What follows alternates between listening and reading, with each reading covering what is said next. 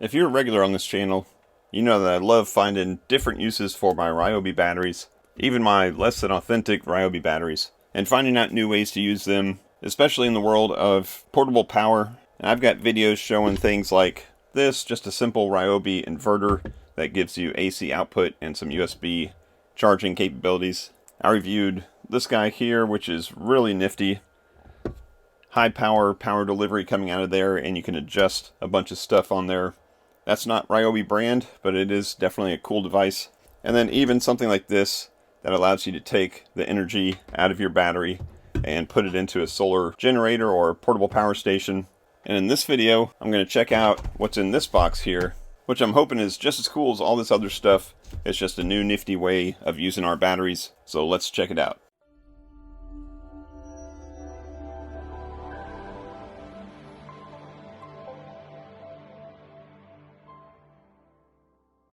Hey everybody, it's Chris from FamilyGeekery, and in this video we're going to be checking out this guy here, which is a voltage regulator that runs on battery and gives you options of how much voltage and current to output, and it's got some really neat features. So we're going to be playing around with this and seeing what we can do with it, some kind of nifty applications for it. Now, as you might suspect, we've got red plastic on here, which means it's probably not compatible with Ryobi, which it is not.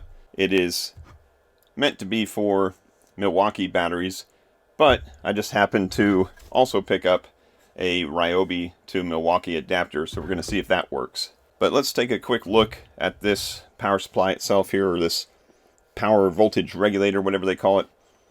Obviously we're going to hook it up to a battery. It's going to have an output voltage of 2 to 30 volts. That's kind of neat. Current max of up to 25 amps in that 2 to 12 volts range, and a power max of 300 watts when you get up to 12 to 30 volts. Built right onto it, we've got a Type C 140 watts. I have to definitely test that out. And then a Type A at 18 watts. So that's super convenient. And then output wise, here's our main connector underneath this little protective cap here. And it is an XT60 output. So it comes with an XT60 to bare wire, and it has some little connectors there to connect that to whatever you want to hook it up to.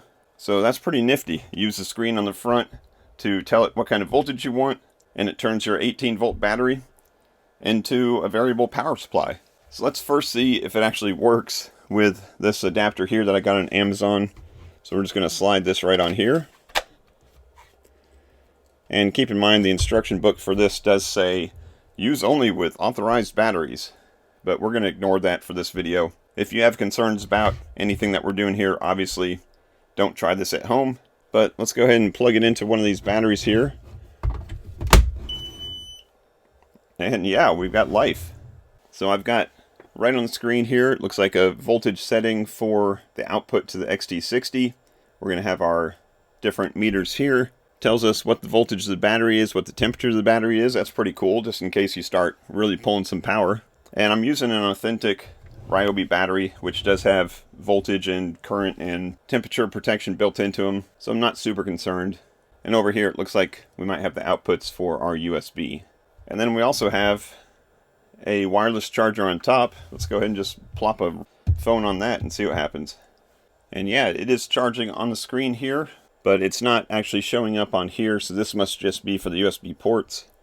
But it's definitely charging, so that's kind of nifty.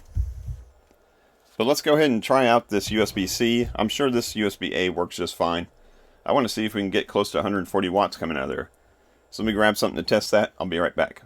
Alright, to test this out, we're going to use this little Geeky portable power station here, which has a USB-C input of up to 140 watts. So I've got that just plugged in right here with a cable. You got to make sure your cable is capable of at least 140 watts. Of course, this one is capable of 240. Oh, it says it on this side. So let's just plug it in and see what happens.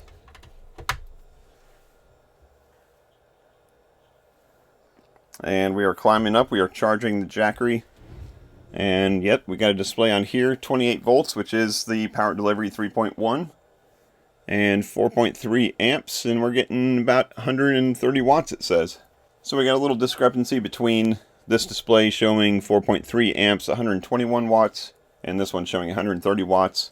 But if it's capable of outputting that 28 volts at a decent current, I'm pretty happy with it. And it's just plug and play easy. Now, how long does this last? Obviously, it depends on what your amp hours is on the battery that you're using and how much power you're pulling out. But this is just a quick and easy way to get power from here into here, or really any kind of device. You could have a MacBook Pro, a tablet, some kind of gaming system, and it just works. Now the temperature is going up, so I heard a fan kick on, and yep, there is a fan built into this thing. So I'm going to go ahead and unplug it before it gets too hot. Like I said, super simple.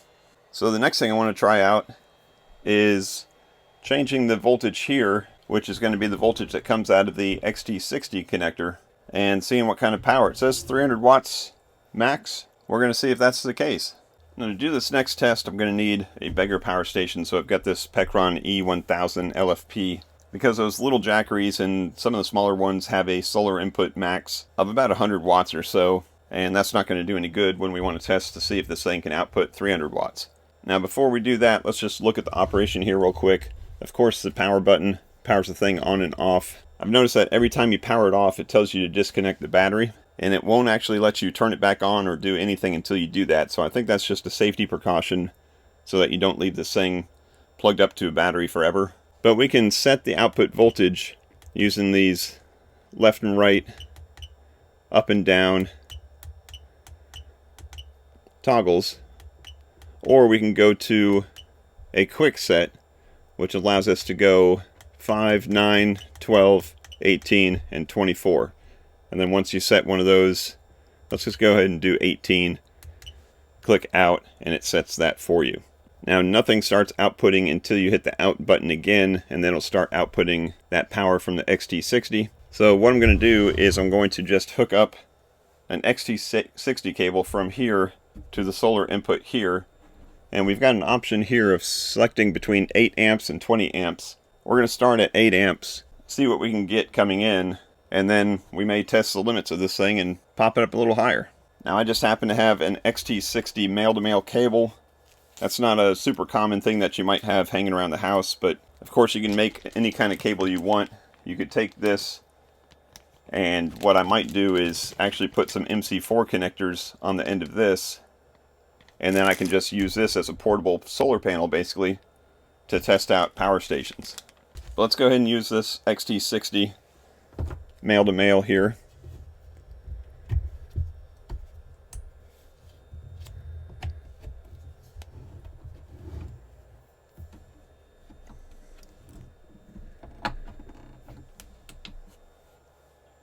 I've got nothing outputting so far. I've got it set at 18 volts.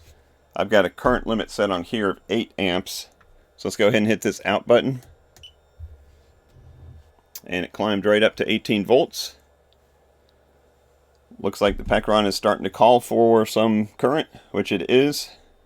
So we've got power coming out, power going in. Let's see where it goes.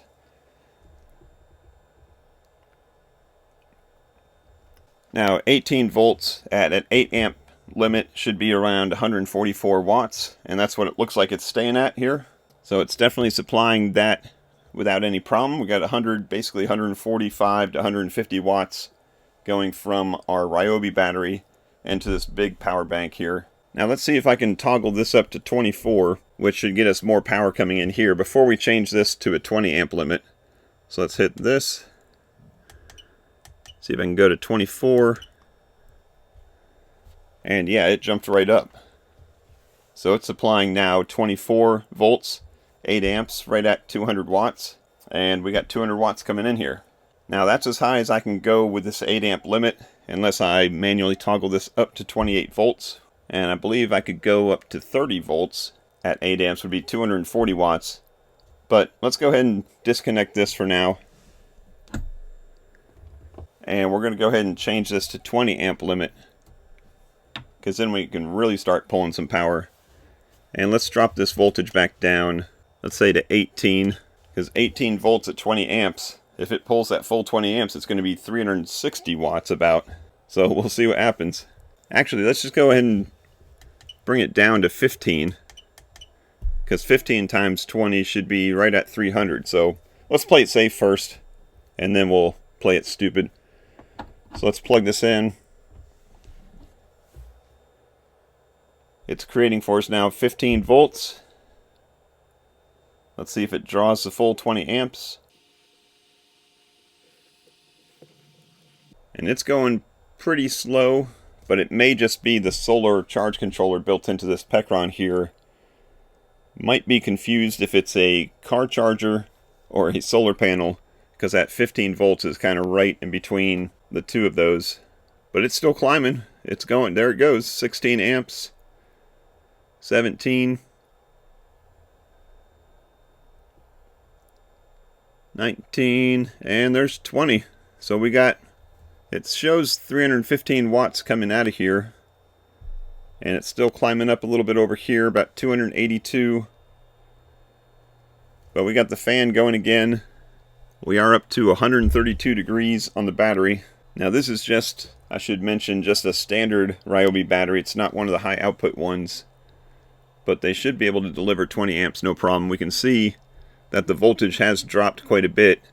Just the load on here has dropped this down. If you can read that, it says 16.9 volts. But it's definitely delivering pretty close to 300 watts. Pretty impressive. Let me go ahead and turn this off. Let the battery cool down a little bit. Maybe put a little bit more juice in it. And then I'm going to get stupid and bring this up to a lot higher than 15 volts and see what happens. Alright, so I just went ahead and grabbed the same exact type of battery right off the charger. I've got the other one charging up. And I've only been gone a second, so I plugged it back in and it's showing 107 degrees. So that's telling me that it's actually something inside here that is still warm, not something that's in the battery. Now these Ryobi batteries, they can take a pretty good beating. I mean, think about some of the things that you can plug an 18-volt battery into. You know, big drills and portable saws and stuff. So they can deliver some current. So I'm guessing that this device up top here would probably overheat well before the battery does. But hopefully we don't get there. But I am going to go ahead and bring this up to 24 volts. Keep this at 20 amps. That's a total theoretical input of 480 watts. I don't know what's going to happen, but we're about to find out. Here we go. Let's turn the output on. And we are sending 24 volts in here. Obviously the 24 volts is no problem at all for the Pecron.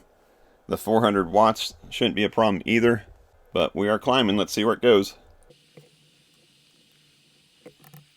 Alright, so we are passing the 8 amp mark, which was the 200 watts, and still climbing.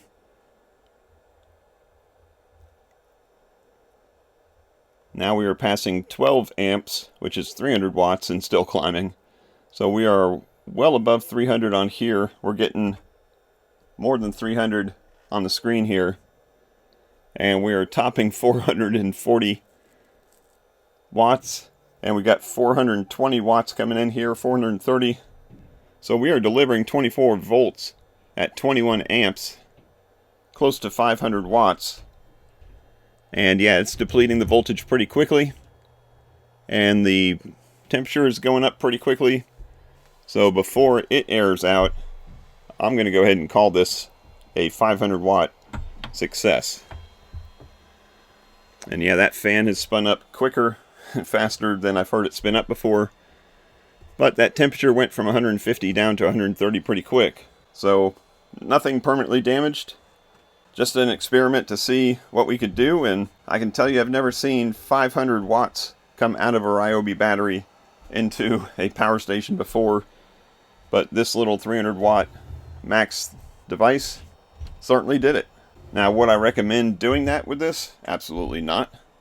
I would say at the 140 watts that it's rated for on the USB-C, I would probably set this somewhere similar to their 140 to 200 watts and be comfortable with a continuous load into the power station. But all in all, the thing worked awesome. So if you've got a bunch of Milwaukee batteries, or if you want to spend another 10 or 20 bucks to get an adapter to use your Ryobi batteries, then this little guy right here is pretty cool. Like I said, this little guy here used to be my favorite because you get 100 watts out of the USB-C And what's also neat about this is it's bi-directional, so you can actually charge a Ryobi battery from a 100-watt USB-C device. But as far as ease of use goes, this thing is so quick to adjust, so easy to output. I wouldn't be surprised if you see this pop up in future reviews, where instead of using a big bench power supply to, test a solar input of something like this, I'll just go ahead and use this if it's not too much power. But I think that's going to wrap it up for this video. Hopefully you got something out of it. If you did, I appreciate that thumbs up. That helps out the channel. I'll leave some links on where I got this stuff down in the description below. Be sure to check that out if you're interested. Also check out the rest of the channel. Lots of other geeky stuff on there. Lots of tests of big power stations, little power stations, portable power banks, all kinds of nifty stuff, and of course, a bunch of Ryobi geekery also. But that's going to do it for this video. I thank you as always for watching, and until next time, peace out and geek out.